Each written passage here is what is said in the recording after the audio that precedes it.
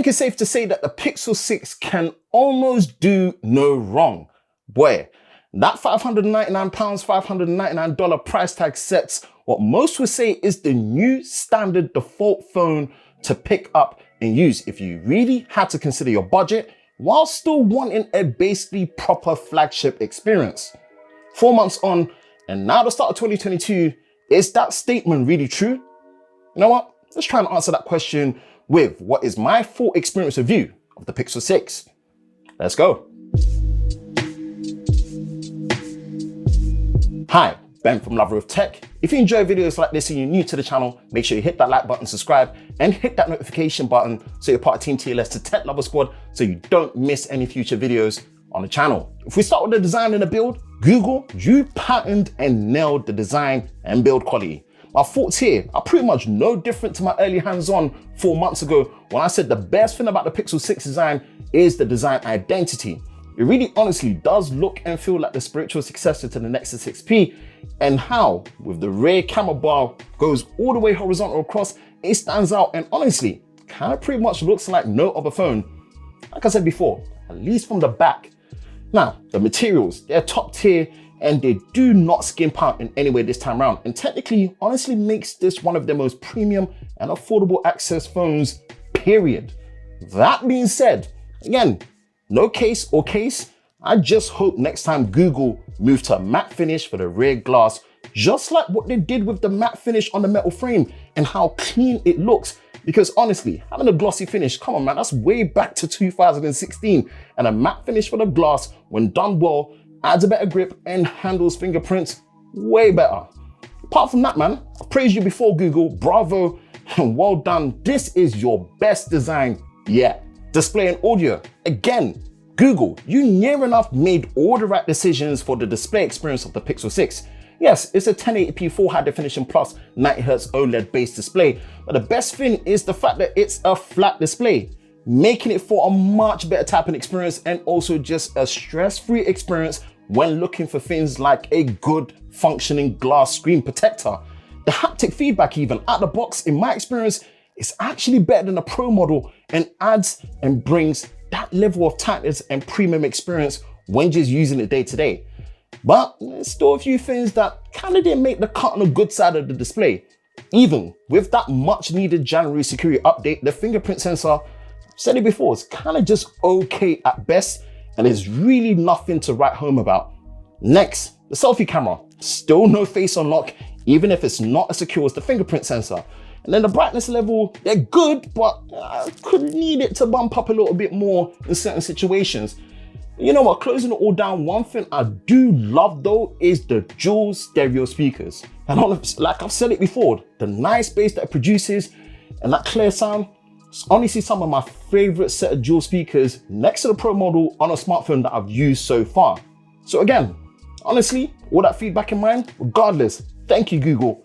Great display, and especially great audio experience on the Pixel 6. Honestly, for the performance, it's not gonna come as a surprise that it's been great on the Pixel 6. Now, when you have things like 8GB of RAM on tap and fast storage, backed with the new custom 8-core system on a chip, nowadays, in the Android space in the smartphone world, specs like this will net you a great performing phone, and the Pixel 6 is honest proof to that. Now, Google's first attempt of somewhat making a full custom chipset engine to power their phones, this is a great start. And I've said this before, so long as they keep investing and sticking to it, then honestly, the future is looking very good for the Tensor platform. When it comes to a section like this, and I've said it, man, I sound like a breaking record. When it's short and sweet, trust me, it's a good thing. It just means that in terms of the performance, Google did not disappoint. Battery experience. And funny enough, this is gonna probably be my least favorite part when using the Pixel 6. And it's not really that clear when it comes to the obvious reasons. Like you're gonna predict, oh, it's bad battery life. And now, look, I live in the nation capital in the UK, London, in a very heavy 5G coverage area, and my battery experience has been very good. So it's not really the battery life, you're probably gonna guess it. It's the overall charging experience. First, a new 30-watt charging speeds, which if you've not seen the amount of charging test videos I've done already, you pretty much realize that you basically do not get 30-watt speeds at all, and it takes a good long 2 hours and sometimes a little bit more just to get to full charge. Then there's no charger in the box. Dreaded trend, but that's just the way things are at the minute. And the worst one for me is just how they dealt with the whole Pixel Stand Generation 2 wireless charger and the whole toboggle around it.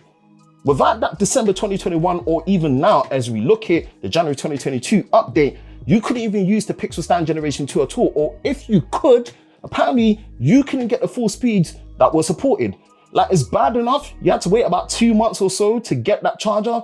You gotta wait like a whole nother month for an update just to use it. And I've said it before, I'm one of those people where fast charging matters to me. And as great as the battery life has been on the Pixel 6, the overall charging experience has just not been the one. And it's kind of really left me wanting. Android 12 for the software overall has been good and it's actually been stable for me.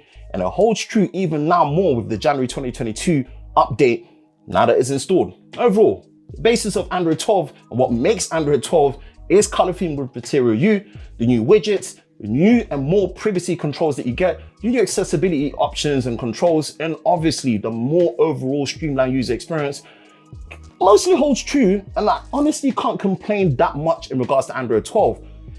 But I'm just gonna put that disclaimer out there. I'm probably one of those people that, because I've just become so used to other custom layers of Android, especially One UI from Samsung and how it works day to day, I don't think I've come to fully appreciate Google's idea of Android just yet. But overall, the benefits for longer term support, especially that first in line OS versions for the next 3 years, at least it's something that you can be proud of when it comes to owning a Pixel 6, especially at this price. I just hope that once things mature with the Tensor platform, Google really reconsiders at least 4 to 5 years of OS version update support, especially on their flagship models.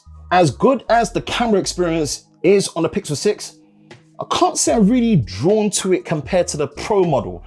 Let's start with the good stuff though. The new main sensor is very welcome as a new addition and gives room for Google to really bring much newer and better hardware performance for the main sensor when it comes to both taking pictures and especially video, which seen a very nice improvement to.